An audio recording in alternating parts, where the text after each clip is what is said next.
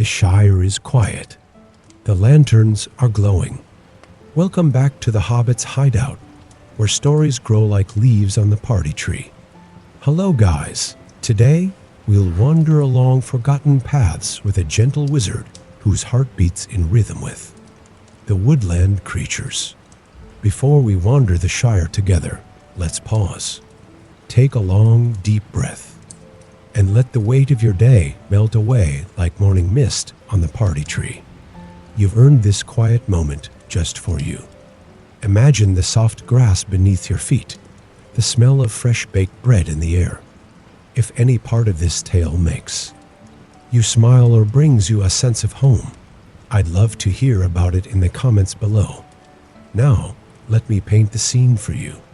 The lantern light flickers against weathered wooden beams, casting dancing shadows across shelves lined with dried herbs and peculiar bottled remedies.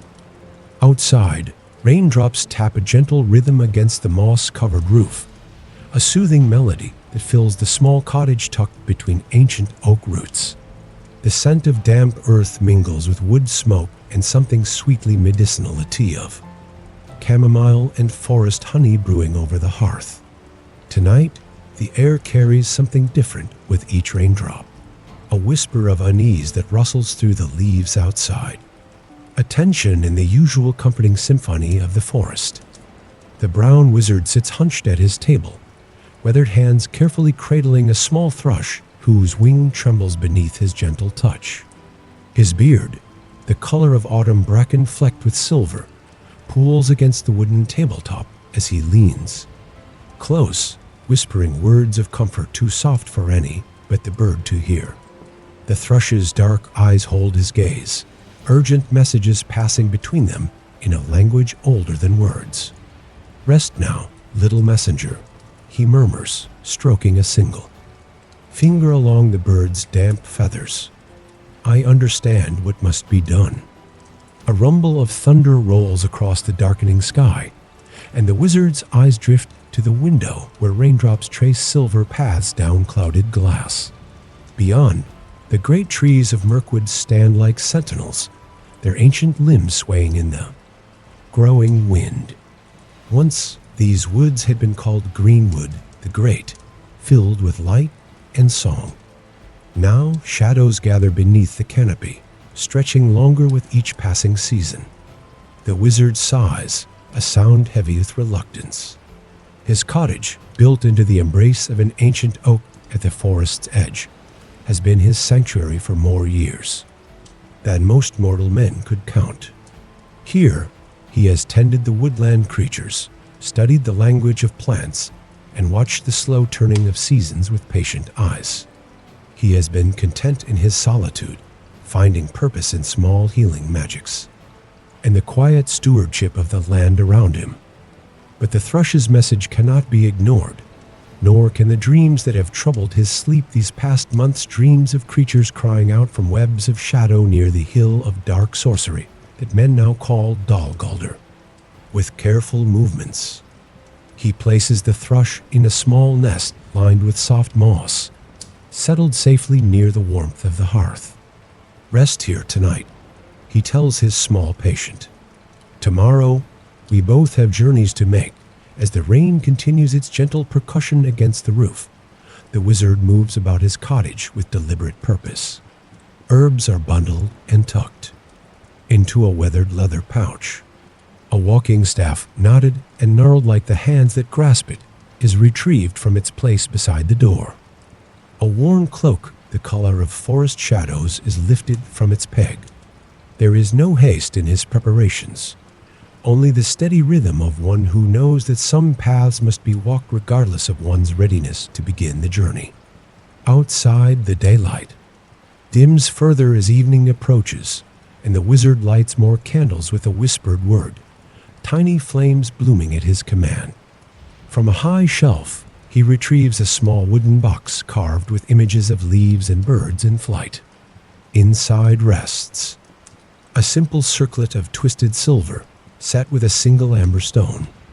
He has not worn it in many years, preferring the company of badgers and foxes to the politics of his order. But tonight, He slips it onto his brow, feeling the faint hum of power stirring against his skin. There are times, he tells the sleeping thrush, when we must remember who we are, even if we have chosen simpler paths. The night deepens, and the wizard settles into his chair by the fire, staff across his knees. He will not begin his journey until morning light breaks through the clouds. One more night of peace before venturing into the growing darkness. One more night to listen to the rain and remember the forest as it once was, verdant and vibrant. With light, as the fire burns lower, casting the cottage in amber glow, the wizard's eyes grow heavy. His breathing slows, matching the rhythm of the sleeping bird and the gentle patter of rain. Tomorrow will bring what it will. For now, there is this moment of quiet, this small cottage of safety wrapped in the roots of an ancient tree. And as you listen to the rain alongside the wizard, as you feel the warmth of the fire against your skin, perhaps your own breathing begins to slow. Your thoughts begin to settle like leaves drifting to forest floor. The morning comes with thin light filtering through dissipating clouds. Mist clings to the forest floor as the brown wizard steps from his cottage, staff in hand, worn pack settled against his shoulders. The thrush, wing now healed with the wizard's care, perches on his shoulder, occasionally whispering secrets of distant paths into his ear. The wizard's steps are unhurried as he moves deeper into the forest, each footfall placed with intention. Upon earth that knows his tread. He has walked these woods since before they darkened, since before men gave them new names born of fear rather than reverence. His fingers brush against rough bark as he passes, silent greetings exchanged between old friends. The paths change, he murmurs to the thrush, but the trees remember the way things were. And so must I as the day grows. The canopy thickens. Overhead, dappled light becoming scarcer with each mile traveled toward the heart of what once was greenwood. The air grows heavier, filled with the scent of decay and something less natural, a faint acrid tinge that makes the wizard's nose wrinkle with concern. By midday, he reaches a clearing where an ancient oak rises far above its neighbors, trunk so vast it would take 5 men with arms outstretched to encircle it. The brown wizard approaches with reverence, placing his palm against the weathered bark. "Old friend," he whispers, "I have come to listen. If you would speak." For long moments, there is only silence, the held breath of the forest around them. Then, so gradually it might be mistaken for the sigh of wind, a creaking voice emerges from the very fiber of the tree. "It has been many seasons since you walked this way, Iwendell." The wizard's eyes close at the sound of his old name, one rarely spoken aloud in these latter days. "Too many seasons," he acknowledges. "I fear I have kept too much to my own small corner while shadows have spread unchecked, a rustling of leaves, perhaps laughter, perhaps sorrow. Even the wisest cannot stem all tides. The darkness that grows comes from old roots, buried deep. The creatures speak of disappearances near the hill of sorcery," the wizard says. Small voices silenced. "I cannot ignore their cries any longer." The great oak is silent for a time, as if in deep contemplation. When it speaks again, the voice seems to come not just from the tree before him, but from deep within the earth itself. There are paths still remembered only by the oldest roots, ways that shadow has not yet found. "I will show you, though I fear what you seek may be beyond the help of one who walks alone, even one of your order. I have never been the mightiest of my kind," the wizard admits, a sad smile crinkling the corners of his eyes. "But perhaps there is strength in being overlooked. The small and quiet may go where the great and powerful cannot tread unnoticed." Throughout the afternoon, the ancient oak speaks of hidden ways, of tunnels formed by roots beneath the forest floor, of canopy roads where light still finds its way through leaves. The wizard listens, committing each word to memory, occasionally drawing maps in a small leather-bound book. with a stub of charcoal. As evening approaches once more, the oak falls silent, having shared all it knows. The brown wizard bows deeply, hand over heart. My thanks, eldest of friends. I shall return when my task is complete, if paths allow. Be cautious. I, Wendell. The tree rustles in response. The darkness has eyes now, and hunger. It is not the simple shadow of cloud or night that can be banished with dawn or flame. I understand, the wizard says, though his heart grows heavier with the warning. Rest well, ancient one. That night, the wizard makes camp in the hollow between two great roots. A small fire his only company besides the thrush who has remained faithfully upon his shoulder throughout the day. As he sips a simple broth warmed over flames, he considers the journey ahead. We begin the harder paths tomorrow, he tells the bird, offering it crumbs of waybread. If you wish to return to safer woods, I would not think less of you. The thrush ruffles its feathers indignantly, pecking lightly at the wizard's ear in clear response. A soft chuckle escapes him. Very well, brave one. Together then, as stars appear one by one through gaps in the canopy above, the wizard's eyes grow distant, fixed on memories only he can see. His fingers absently stroke his beard, now flecked with twigs and leaf fragments from the day's journey. There was a time, he says softly to the night, when this forest rang with song, when light danced through leaves from dawn till dusk, when creatures walked without fear beneath these boughs, he sighs. I would see those days return, though I fear it may not be in my time to witness. The fire burns lower, orange light, giving way to blue, then mere embers glowing in the deepening night. The brown wizard settles himself against the curved embrace of the root, drawing his cloak tight against the chill that seems to grow stronger the deeper one ventures into these woods. Sleep now, he murmurs, to the thrush, to himself, perhaps, even to you as you listen to this tale unfold. Tomorrow's path will be long, and we must keep our wits sharp as we draw nearer to the shadow. His eyes close, his breathing deepens, though one hand remains curled around his staff even in slumber. The thrush tucks its head beneath its wing, a small warm presence against the wizard's neck. And perhaps, as you imagine this scene, your own breathing slows to match the wizard's steady rhythm, your own thoughts quieting as the forest night deepens around you, the gentle crackling of dying embers becoming a lullaby drawing you toward peaceful dreams. The third day of the brown wizard's journey dawns in silence. No bird song greets the morning, no rustling of creatures in the undergrowth. Only the sound of his own breathing and the occasional shift of his cloak in the still air marks his passage through increasingly close-growing trees. The paths the ancient oak revealed have led him true thus far, keeping him to ways where light still filters through leaves, where the air still carries hints of green growing things rather than decay. But even these protected roots now begin to bear signs of the spreading shadow fungi of unusual colors sprouting from otherwise healthy trunks, spiderwebs of unnatural thickness spanning between branches.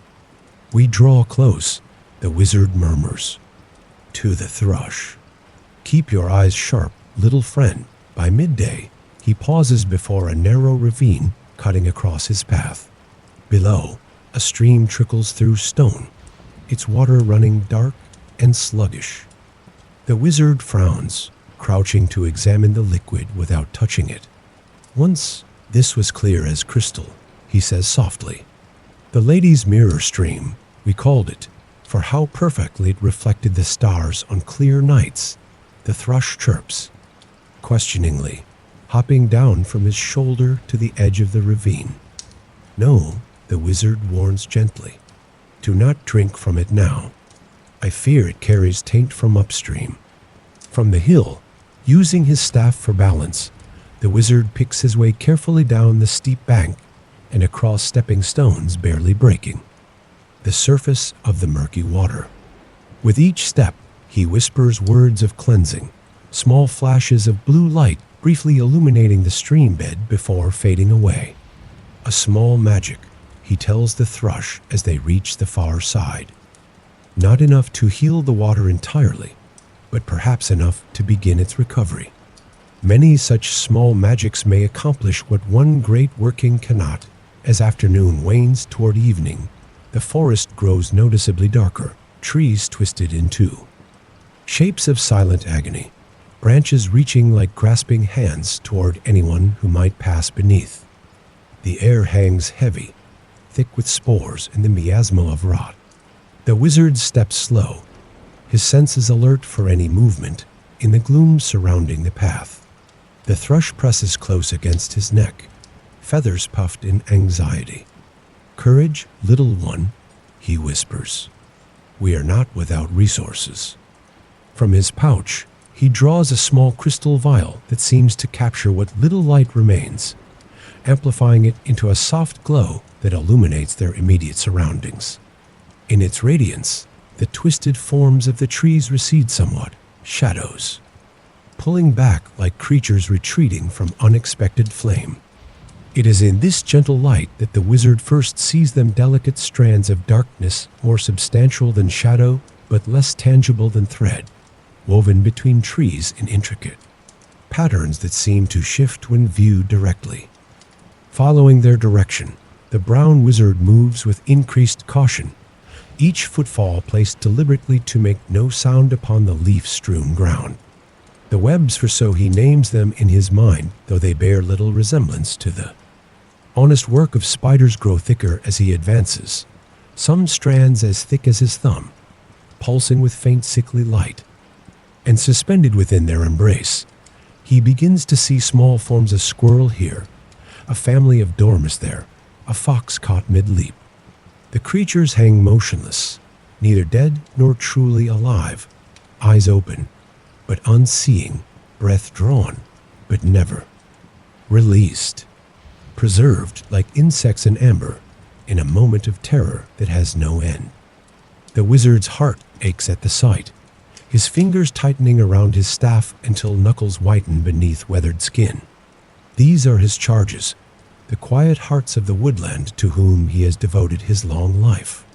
To see them thus trapped stirs something deeper than anger, a profound sorrow mingled with resolve. "I will free you," he promises in a whisper, barely stirring the air. Hold fast to hope a little longer. Moving with the stealth of one long accustomed to forest ways, the brown wizard follows the webs to their source, a clearing where the trees have been bent and broken to form a rough circle around a stone altar of crude design. Atop it sits a black iron brazier from which issues smoke the color of bruises, spiraling upward to gather beneath the canopy. And here, the wizard sees the architect of the webs, a figure shrouded in tattered robes the color of midnight, face hidden within the depths of a hood, fingers unnaturally long and pale as they weave complex patterns in the air above the brazier. For the first time since beginning his journey, fear settles cold and heavy in the wizard's stomach. He knows without seeing what manner of creature works this dark magic, a servant of the shadow that has taken residence upon Dal Guldur, one with power perhaps matching or exceeding his own. The thrush trembles against his neck, sensing his disquiet. The bird's tiny heart races, a flutter of panic the wizard can feel against his skin. Carefully, he cups one hand around his small companion, a gesture of reassurance. Steady now, he breathes, the words not even sound but mere movement of lips. "We must observe before acting, for what seems like hours but might be mere minutes." The brown wizard watches from the shelter of a hollowed trunk as the dark sorcerer continues its weaving. More creatures are brought, carried by something unseen, but suggested by the depression of leaves upon the forest floor, and added to the expanding web. Each time a new victim is suspended in the dark strands, the brazier flares with unnatural flame, and the shrouded figure seems to grow more substantial, as if feeding on the life force drawn from the forest dwellers. Understanding dawns slowly, painfully. This is not merely cruelty or idle malice, it is harvest. The shadow grows stronger by consuming the vital essence of the wood's inhabitants, drawing out their energy thread by thread, moment by suspended moment. The wizard looks down at his staff, at his hands marked by centuries of gentle work, at the small crystal vial whose light seems feebler now in the presence of such darkness. He considers the words of the ancient oak. I fear what you seek may be beyond the help of one who walks alone. Perhaps wisdom, in this moment, lies not in confrontation, but in rescue. Not in defeating the servant of shadow, a task perhaps beyond his power alone, but in saving what can be saved, in preserving hope, rather than sacrificing it on the altar of prideful combat. Decision made, the brown wizard retreats silently from his observation point, circling the clearing to approach the outermost strands of the web from behind. Here, where the newest captives hang, the dark energy is weakest, the bindings thinnest. Placing his staff upon the ground, he reaches into his pouch once more, withdrawing a small stone knife, its edge honed not with metal, but with water over countless years. With it, he makes a single precise cut through the nearest strand binding.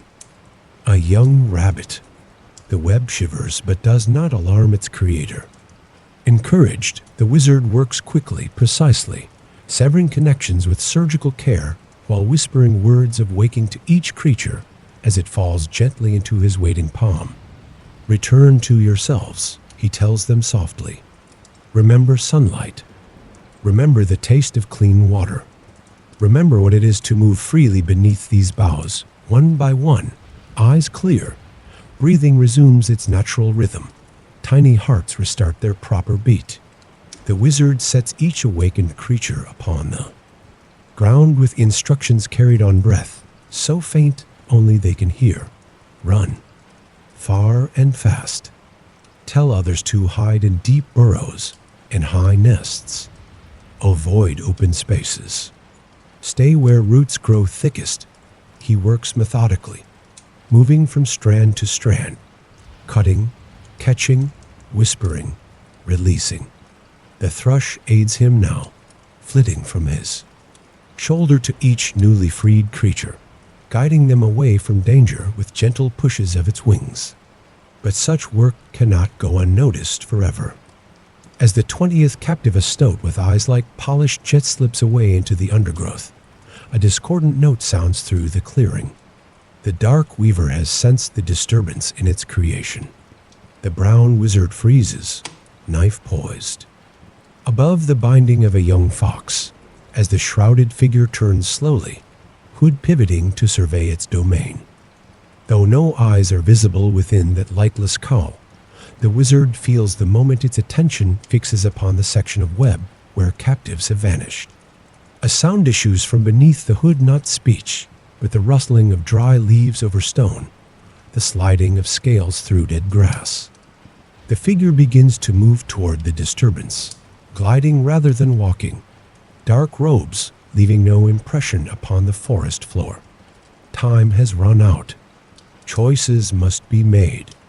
With swift decision born of centuries in woods where hesitation often means death, the brown wizard slices through the remaining bindings in his reach, catches the falling fox against his chest, and retrieves his staff in one fluid movement. Now we run, he tells his companions, and trust in paths the shadow has not learned. As the dark sorcerer raises arms in summoning, the wizard thumps his staff against the earth once, firm and resolute. Light blooms not in brilliance, but in soft diffusion, a gentle mist rising from the ground to envelop him and his rescued charges. When the mist clears moments later, the small clearing at the web's edge stands empty, with only severed strands swaying gently to mark where the brown wizard had been. Through root tunnels remembered by ancient oaks, along canopy roads where darkness has not yet climbed, the wizard flees not in panic, but in strategic retreat, each step placed with deliberate knowledge of where safety might still be found. Within these troubled woods, the fox trots at his heels, the thrush scouts the way ahead, and in his wake follow the creatures he has managed to free, not all he had hoped to save, but enough to keep hope kindled against encroaching night. As distance grows between them and the webmaker, the wizard's pace slows, his breathing steadies. The crystal vial returns to his pouch. His hand goes to his beard, fingers working through tangles as he thinks. We have won a small victory. Today, he tells his companions as they gather in the shelter of a lightning-struck elm, whose hollowed trunk offers temporary refuge. Not all I had wished, but more than none. The fox looks up at him with intelligent eyes, head tilted in question. No, the wizard answers the unspoken query. I cannot defeat the darkness alone. Its master grows strong upon the hill, and this servant is but one of many. He sighs, settling upon a root that curves like a seat within the hollow. But perhaps I need not work alone much longer. There are others of my kind who might be persuaded to look more closely at what gathers here as night falls once more. Upon Mirkwood, the brown wizard tends to his rescued charges, checking each for lasting harm from their suspension in dark magic. There are wounds that cannot be seen with eyes, hurts that go deeper than flesh, but in this at least, his skills are considerable. Hands gentle upon fur and feather, he hums tunes with no words, melodies old as starlight that bring comfort to troubled spirits. One by one, the creatures settle around him in the cramped hollow, pressing close against his legs, his sides, finding in his presence a bulwark against memory of shadow. Rest now, he tells them, as the thrush takes up position on his shoulder once more, as the fox curls at his feet. Tomorrow, we return to greener woods and begin the longer work of healing, and as the brown wizard keeps watch through the deepening night, perhaps you too can rest, can feel the rhythm of peaceful breathing all around you, can sense the gentle presence of one who tends to small creatures with infinite care. For even in the darkest forest, there are moments of respite, quiet spaces where healing begins, gentle hands that work to restore what shadow has damaged. The journey home always feels shorter than the journey out. So it is for the brown wizard as he leads his small company of rescued creatures back toward the forest's edge where his cottage waits. Paths that took 3 days to travel inward are traversed in little more than one on the return, for they move with purpose now, and the trees themselves seem to bend slightly, creating straighter routes for their passage.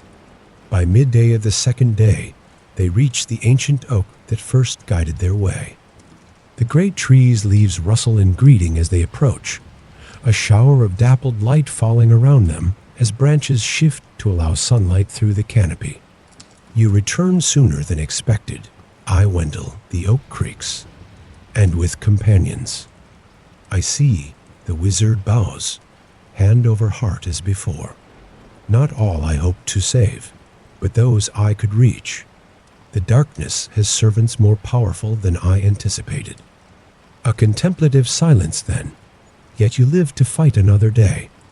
Sometimes wisdom lies in knowing when to withdraw, a lesson hard learned over long years, the wizard admits with a rueful smile. In my youth, I might have stood my ground and been lost, then age has brought its proper gifts. The oak rustles approvingly. Will you return to your solitude now, or has this journey wakened older purposes? The brown wizard glances at the creatures gathered around him, the thrush, still faithfully upon his shoulder, the fox pressing against his leg, the rabbit and stoat, and others watching with trusting eyes. His hand rises unconsciously to touch, the silver circlet still upon his brow. I was sent to these shores for purpose I have too long neglected, he says softly. Perhaps it is time to remember that larger charge, even as I continue the smaller works close to my heart. The shadow spreads beyond these woods, the oak warns. Its reach grows longer with each season than those who stand against it. Must join their strength, the wizard replies, resolution firming in his voice. I shall send word to my brethren. The white and the gray must know what stirs here if they do not already suspect. As evening approaches, they take their leave of the ancient tree, continuing their journey with lighter steps now that friendlier woods surround them. Birdsong returns to the air, undergrowth rustles with uncorrupted life, and the scent of green growing things replaces the miasma of decay. When at last the wizard's cottage comes into view, nestled among the roots of its guardian oak, the sun is setting in golden splendor, casting long shadows across the clearing before his door. Smoke rises from the chimney, though he left no fire, burning a sign that has him gripping his staff more tightly until a familiar figure emerges from the dwelling, tall and gray-robed, leaning upon a staff of his own. The visitor raises one bushy eyebrow at the company approaching through the trees. 3 days you've been gone, old friend, the gray wizard calls in greeting. I was beginning to wonder if I should mount a search. Relief and something like joy spreads across the brown wizard's weathered features. Your timing is fortuitous as ever, he replies, quickening his pace. There is much to discuss, so I gathered from your somewhat agitated friends, the gray. Wizard gestures to where a pair of hedgehogs are bustling importantly around his feet, though their report was somewhat confused by their excitement. As twilight deepens into true night, the two wizards sit before the hearth in the small cottage, pipes lit, flames casting their faces in warm ember light. Between them, on the rough wooden table, lies a map of Mirkwood on which the brown wizard has marked the location of the dark webs and their creator.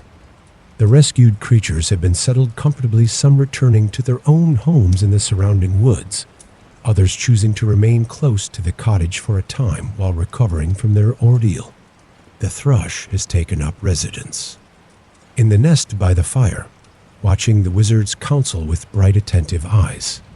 It is as the white council feared then, the gray wizard says gravely, smoke rings rising from his pipe to hover like ghostly crowns above his head. The darkness at Dal Guldur grows bolder. I could not approach the hill itself, the brown wizard admits. The servant I encountered was beyond my strength to challenge directly. The gray wizard nods, no criticism in his gaze. You did what was within your power, save those you could, and brought back valuable knowledge.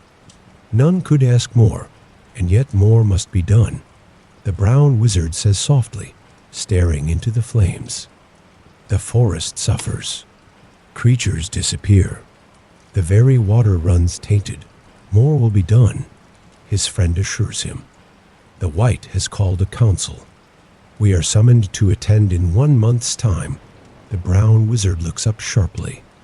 I have not attended such meetings in a very long time. A knowing smile crosses the gray wizard's face.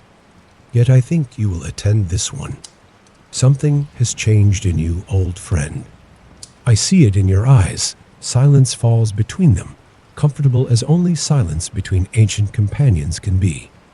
Outside, an owl calls softly to the rising moon. The fire pops and shifts in the grate. The scent of pipeweed mingles with herbs hanging to dry from the cottage rafters. I had forgotten, the brown wizard says finally, how it feels to act in concert with greater purpose. I have been content with my small corner, my modest works, and those works have value beyond measure, the gray wizard responds earnestly. Never doubt it. The healing of one bird's wing, the tending of one plot of earth, these things matter in ways beyond our reckoning. Yet perhaps there is room for both. The brown wizard muses, removing the silver circlet from his brow and turning it thoughtfully in his hands. The small works and the larger purpose need not be separated so completely as I have kept them. His companion nods approvingly. Wisdom indeed, as night deepens around the cottage, as stars will slowly overhead. The two wizards continue their quiet counsel. Plans are laid, knowledge shared, old bonds renewed in common purpose. And perhaps, as you imagine this scene of friendship and restored resolve, your own thoughts begin to drift like smoke rings toward the ceiling. Your own breathing deepens into the rhythm of peaceful slumber. Your own heart finds comfort in knowing that even in the darkest woods, light and hope endure in unexpected forms. The brown wizard will continue his quiet work among the creatures of forest and field, tending wounds both seen and unseen. But now he does so with renewed awareness of his place in a larger tapestry, one thread among many woven together against encroaching shadow. And isn't that, in its way, a comfort we might all take into our dreams? That our small acts of kindness, our modest magics, our gentle stewardship of whatever small corners fall under our care, these things matter. They connect to greater purposes, even when we cannot see the pattern complete. Rest now, dear listener, as the fire burns low in the wizard's cottage, as the thrush sleeps peacefully in its nest, as the fox dreams of running beneath clearer skies, as two old friends keep watch against the night. The Shire is always here, waiting to welcome you home, until our paths cross again beneath the party tree. May your dreams be peaceful and your heart light as a feather on the evening breeze. Part 2. The Forgotten Gardens. As stories in the Shire intertwine with the leaves of the Malorn tree, so our journey continues. The sun dances between the leaves as we return to the dwelling of the Brown Wizard, where new paths await discovery. Dawn filters through the gnarled branches of the ancient oak that houses the Brown Wizard's cottage, painting golden patterns across the earthen floor.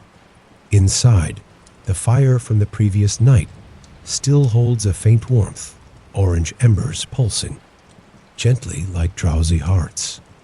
Trillo, the small thrush healed during the previous adventure, and now a permanent member of the wizard's household, awakens first, ruffling his feathers and launching himself to the familiar shoulder of his friend. The Brown Wizard opens his eyes slowly, fingers curling into his burlap-colored beard as he recalls the night's dreams, fragments of ancient memories, verdant gardens, and the laughter of voices long silenced by time. Not mere dreams, he realizes, but callings, remembrances that wish to be rediscovered. For lunar cycles have passed since our return from the deepest darkness, he murmurs to the thrush as he rises from his simple bed. The White Council has met and made decisions, though slow as oak roots growing in rocky soil. Through the open window, the breeze carries the scent of wildflowers and damp earth, but also something more, something almost imperceptible, the faint perfume of a plant that should no longer exist in these woods. The wizard lifts his face, closing his eyes as he breathes deeply. Interesting, he whispers, his eyes opening with a renewed spark. Impossible. And yet, the thrush tilts his head questioningly, emitting a short warble. Yes, little one, the Brown Wizard agrees, reaching for his staff leaning against the wall. We must investigate. If I am not mistaken, and I rarely am in matters of growing things, something ancient and precious has survived where none of us imagined possible, with deliberate movements, but animated by a purpose he hadn't felt in weeks. The wizard prepares for the day. A simple breakfast of rye bread and honey is consumed while he separates small gardening tools, pouches of carefully preserved seeds, and vials of crystalline water collected from the dew. His leather satchel, companion of countless journeys, is filled with these tools of the gentlest magic cultivation and healing. Today, we do not seek darkness, he explains to the thrush and the fox, now also awakening and stretching lazily. Near the hearth. Today, we search for a fragment of light that has refused to be extinguished. The sun is well above the horizon when the Brown Wizard closes the door of his cottage and sets off eastward, following the almost invisible trail. of that aroma that only his nose, trained over millennia to discern nature's nuances, could detect. The fox accompanies him faithfully, occasionally running ahead to investigate some intriguing smell before returning to the wizard's side. The thrush alternates between his shoulder and reconnaissance flights, bringing news of the path ahead. Hours pass in tranquil walking, the wizard occasionally stopping to examine a fallen leaf, taste a persistent dewdrop, or murmur words of encouragement to seedlings struggling for light in the growing shadows. Even in this region closer to the forest's edge, where corruption is lesser, signs of invading darkness are visible to eyes that know where to look. Fungi of slightly discordant hues, abnormally dense webs, the silence where there should be, the noise of small insects. But today, the brown wizard does not focus on these signs of decay. His senses are attuned to something different, a counterpoint of vitality that grows stronger as they advance deeper into the forest. Around midday, they reach a steep slope where enormous roots of ancient trees create a natural network of stairs and handrails. The wizard pauses, leaning on his staff as he inspects the climb. Just beyond this ridge, he informs his animal companions there was a place known only to a few of the first who came to these lands. A garden created by the most skilled hands among the woodland elves, even before Thranduil established his realm in the northern caves. The climb is slow, deliberate, the wizard choosing each step with care, not from the frailty of age, for years weigh differently upon his kind, but out of reverence for what might await beyond. As they approach the top, the air subtly changes, becoming lighter, sweeter, carrying that elusive aroma with greater intensity. Ethelis, he finally names it when the perfume becomes unmistakable. King's foil.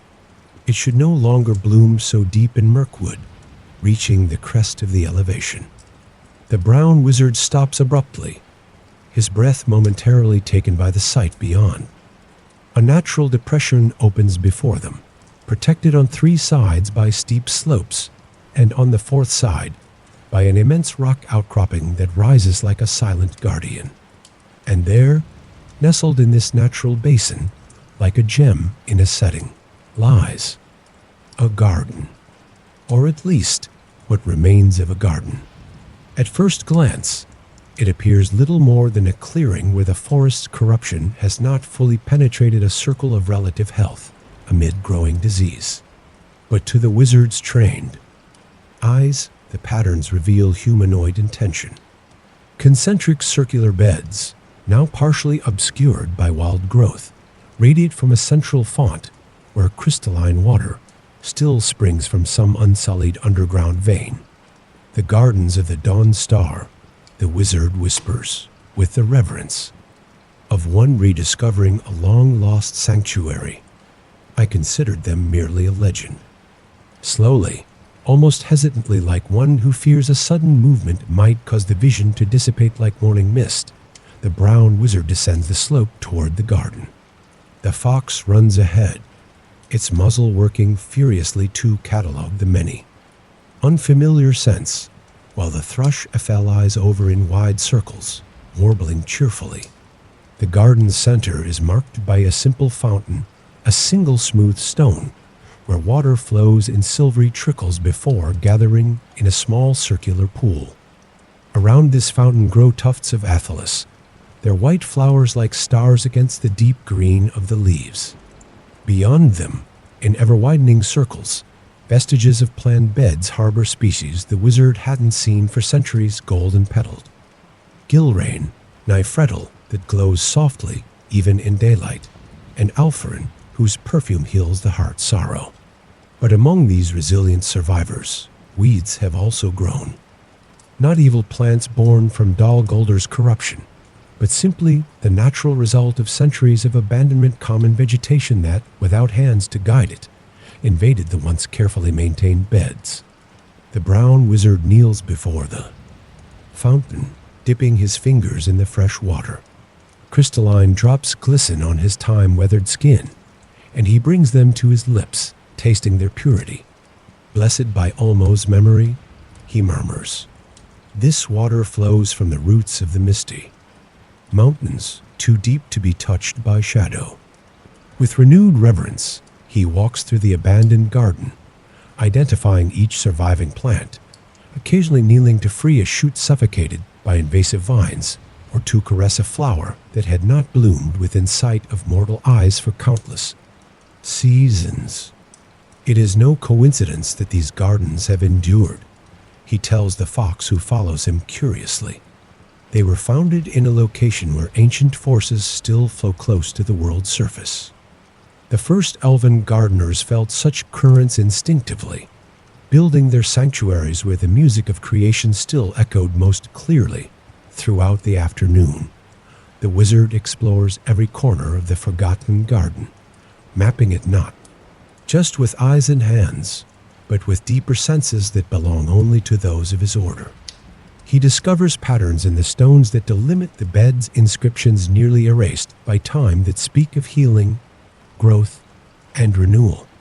He notices how the sun moves through the clearing, how certain plants were precisely positioned to receive the light of dawn, others to bathe in twilight. As the sun begins its descent, the brown wizard finally sits on the fountain's edge, his staff resting against his knee. His fingers comb thoughtfully through his beard, eyes distant as he considers what he has found, an invaluable treasure. He tells the thrush that lands on his shoulder, tired after a day of exploration, not just for the plants that have survived, but for the knowledge this place holds. The patterns of the beds, the arrangement of stones. Everything contains elven wisdom about healing wounded lands. The fox approaches, resting its muzzle on the wizard's knee, questioning eyes looking up. Yes, he answers the gaze, as if he had heard a clearly pronounced question. I understand what this means. I cannot simply leave this place to continue its slow decline. Nor can I abandon my cottage and my duties to the creatures who depend on me. The decision forms slowly in his heart, ripening like a fruit that has waited for the right season. He will divide his time between this ancient garden and his cottage at the forest's edge. He will bring seeds from the surviving beds to plant closer to his dwelling, and bring his own preserved seeds to strengthen what remains here. And perhaps, with time and care, this place might again become what it once was long ago, a haven of healing in an ailing forest, a point of resistance against the shadows spreading from Dal Guldur. With this calm but firm purpose, the brown wizard rises, his eyes scanning the garden once more, now bathed in the golden light of evening. In the morning, he promises the place and himself, we shall begin the work. That night, he camps at the garden's edge, under the shelter of an ancient elm whose branches seem to extend protectively over the wizard's resting place. With his staff serving as support and the fox curled against his side for warmth and companionship, he lets his thoughts wander like seeds carried by the breeze. Rehabilitating the gardens will be a task of years, not days. It will require patience greater even than the oldest trees, a virtue his long life has taught him to cultivate. There will be days of hard work, pulling weeds until his fingers are calloused, restoring stone fences worn by time, rediscovering the original patterns of the beds beneath decades of wild growth. But there will also be moments of overflowing joy, the first bud of a plant thought forever lost, the return of butterflies and bees to where nectar flows once more, perhaps even the visit of a deer or unicorn, drawn by the reestablished purity of the place. As these thoughts flow through the brown wizard's mind, his eyes begin to close, his body relaxing against the trunk of the tree that shelters him. The thrush is already perched on a low branch, head hidden beneath its wing, and the fox emits soft snores of contentment. Perhaps you too feel that quietude spreading through your body, the wizard's soft and regular breathing becoming your own. The night sounds of the forest, the whisper of leaves, the occasional hoot of an owl, the distant murmur of the fountain wrapping around you like a blanket, woven with threads of peace. With the dawn, the brown wizard awakens refreshed, eyes gleaming with purpose. After a simple breakfast of wild berries and water from the fountain, he removes his gardening tools from his satchel and begins the work that will occupy many of his days for years to come. He chooses a small bed near the fountain to start a circle where a few aethelus plants still struggle against invasive vegetation. With gentle but determined movements, he begins removing the weeds, taking care not to damage the roots of the precious plants. Healing must begin from the center and radiate outward, he explains to the thrush watching with interest. Just as a wound closes from the heart under his attentive hands, the small circle gradually emerges from chaos, the original intention of its creators becoming visible again. When the sun reaches its zenith, the wizard pauses to rest, satisfied with the first day's progress. A modest beginning, he acknowledges, but that is how all great works start. With a single cleared bed, a single planted seed in the days that follow, he establishes a routine. Mornings spent in physical labor clearing beds, repairing stone boundaries, redirecting the fountain's flow to irrigate desiccated areas. Afternoons dedicated to studying the garden's patterns, deciphering the half-erased inscriptions, mapping the ancient knowledge.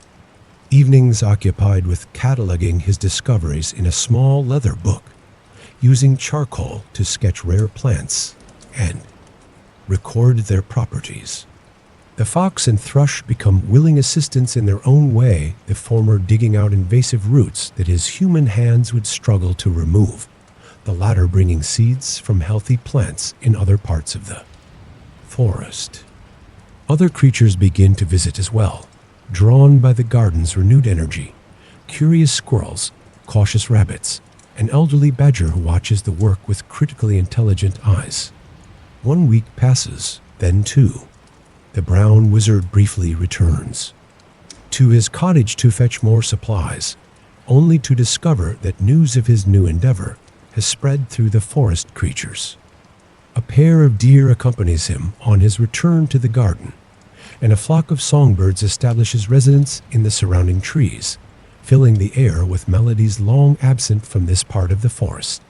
As summer advances toward autumn, the transformation becomes visible. A third of the garden now displays the clear intention of its original creator's circular beds arranged like constellations, representing the stars the elves so loved. Medicinal plants bloom in harmonious proximity, their properties amplified by each other's company. The fountain's water, now properly channeled, nourishes even the most distant areas. On a golden afternoon, when the first leaves begin to change color, the brown wizard receives an unexpected visit. A tall, graceful figure emerges from the forest, moving with a natural fluidity that only the firstborn possess. An elf maiden with hair dark as a raven's wings, wearing simple hunter's attire, stops at the garden's edge, her eyes widening in wonder and memory. Wendell, she greets the wizard by the name few still use, her voice musical as running water. Rumors have reached even my father's halls of the work you perform here. The brown wizard inclines his head in greeting, not entirely surprised. Thranduil's eyes reach far in his realm, even to areas his presence rarely touches, the elf maiden one. Of the Elven King's younger daughters, though young is a relative term for the immortal's advances a few steps into the garden, her fingers reverently touching the petals of a nifretal flower.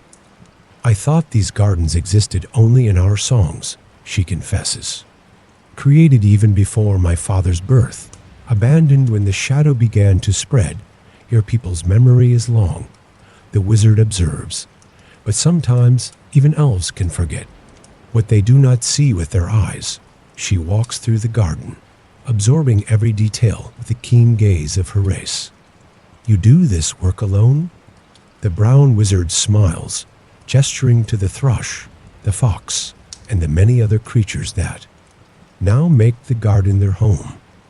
I am never truly alone, the elf maiden understands, a smile illuminating her solemn face. Not in the ways that matter, certainly. She kneels to examine a newly restored bed, fingers lightly touching the soil. The patterns. You have reconstructed them with remarkable precision. The earth remembers, the wizard explains. Even when the surface changes, the deeper roots retain the memory of what was planted. They converse until sunset, the wizard sharing his discoveries, the elf maiden offering knowledge preserved in the songs and stories of her people. When stars begin to appear, she rises to depart. I shall return, she promises, and perhaps bring others who still remember the ancient arts of cultivation. This work, it is important. More than it might seem at first glance, the brown wizard silently agrees. They both understand what need not be expressed in words, that this garden represents more than plants and flowers. It is an act of defiance against darkness, not with swords and spells, but with growth, beauty, and the gentle stubbornness of life persisting despite everything. After the elven visitor's departure, the wizard sits beside the fountain, watching the first stars reflected in the water's surface. The thrush lands on his shoulder, nestling against his neck as it does every night before sleep. Things change. The wizard murmurs thoughtfully. Darkness advances, retreats, advances again. But always, always, there are seeds of light waiting for the right moment to sprout.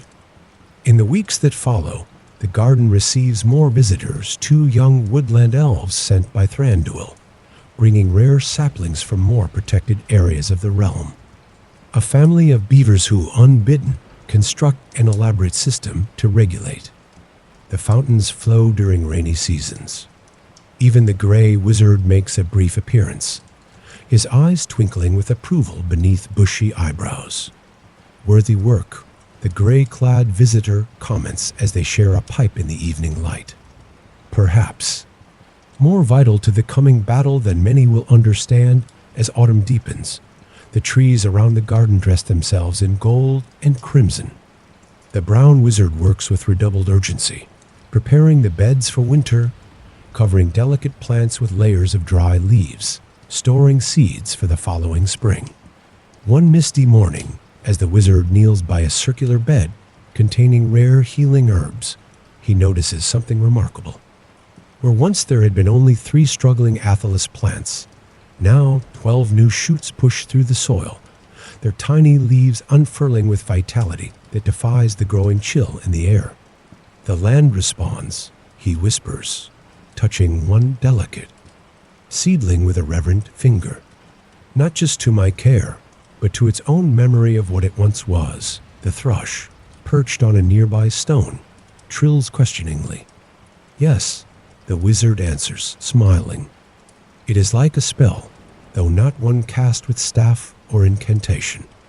A deeper magic, woven into the very fabric of Arda since the first notes of the great music. That evening, as shadows lengthen across the garden, the brown wizard sits cross-legged beside the central fountain, his staff laid across his knees. From his pouch, he withdraws a small wooden flute, carved with intricate patterns of leaves and stars. It has been many years since he last played, fingers stiff with disuse as they find their places on the smooth wood. The first notes come hesitantly, a simple melody that seems to hover in the still autumn air. But gradually, confidence returns, and the tune flows more freely, an ancient song taught to him long ago by beings who walked these woods when the world was young. As he plays, something extraordinary happens. The water in the fountain seems to dance slightly in rhythm with the music. Flowers that should have closed at sunset remain open, their petals turned toward the sound. From the surrounding trees comes a soft rustling, as if the very leaves are straining to listen. And from deep within the earth beneath the garden, something awakens. Not a creature or entity, but a resonance, the memory of what this place had once been, stirring like a sleeper disturbed by a familiar voice calling their name. The brown wizard feels it, this subtle shift beneath the surface of things. His fingers still on the flute, the final note hanging in the twilight air, like a question waiting for answer. "So," he murmurs, "you remember the old songs." That night, his dreams are vivid with visions of the garden, as it once was a place of such vibrant energy that it glowed faintly in the darkness, visible to certain eyes as a beacon of light in the shadowed forest.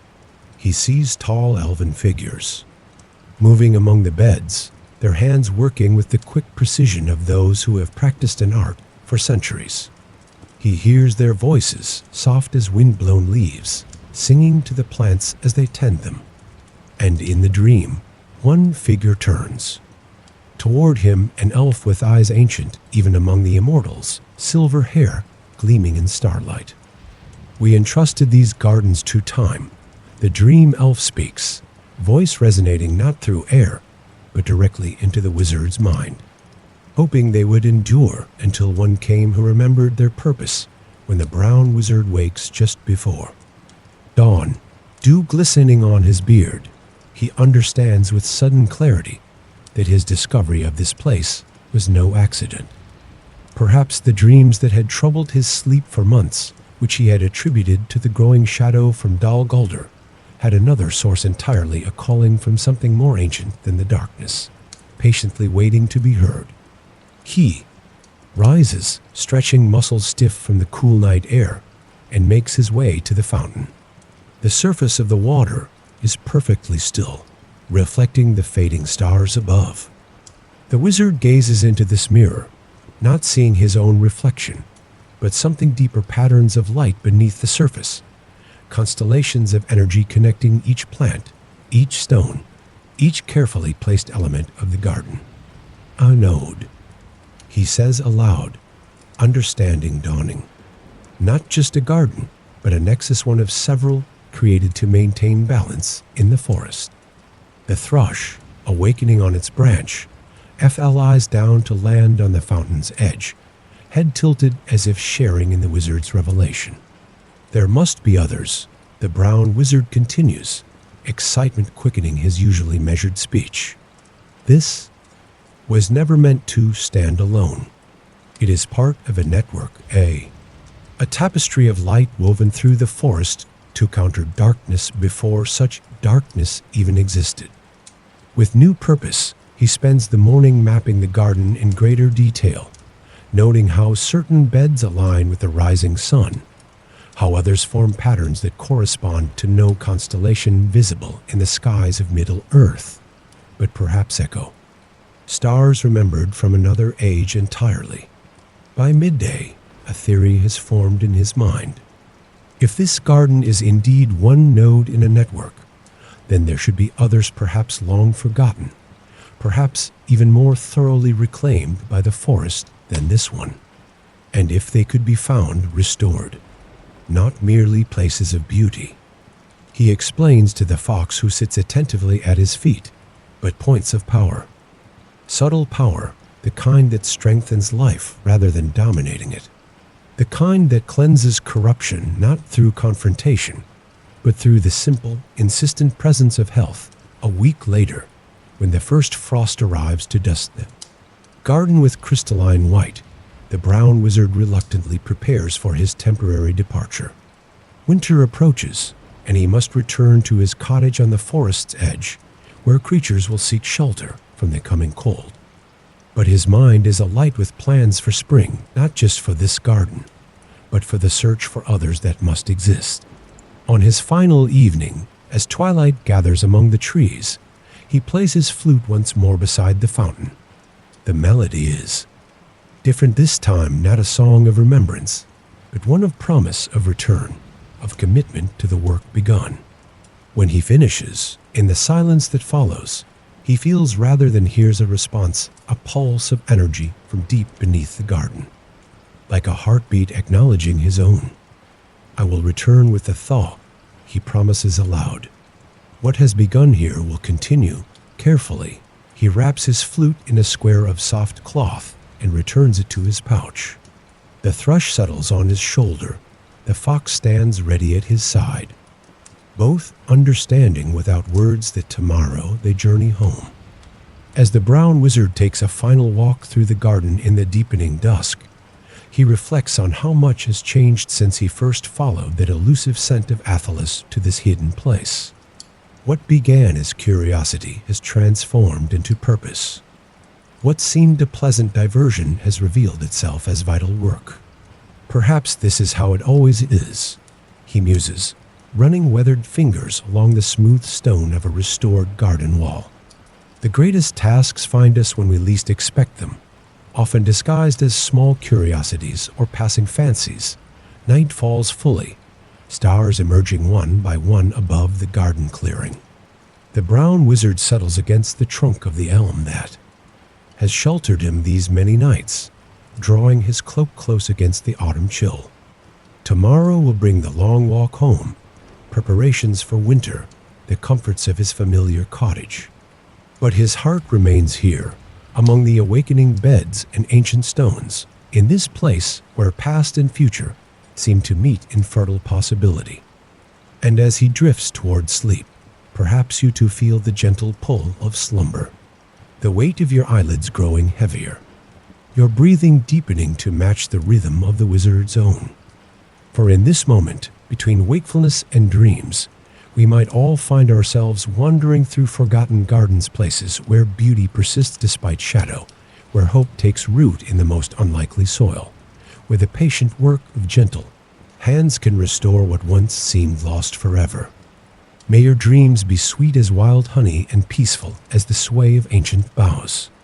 Until our next meeting beneath the party tree, remember that the Shire is always here, waiting to welcome you home again when the road brings you back to us.